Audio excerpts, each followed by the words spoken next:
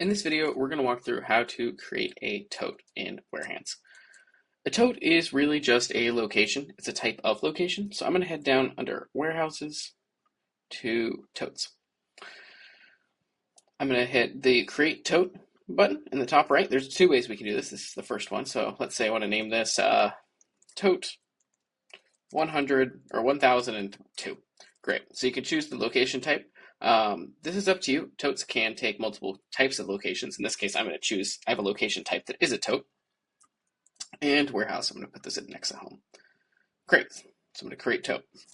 Done. The other way you can create a tote is you can go to locations. Like I said, a tote is a type of location, and you can do create location. You can name it, we'll name this tote 1003. I'm going to set my location type to tote. Again, you could set this to anything. Warehouse, we'll do this in Noah's house. And then we are going to select it as tote. And click create location. And great.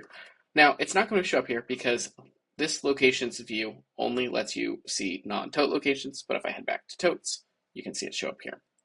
So now this will be available during picking to pick into as a tote. So that's how you create a tote in Warehance.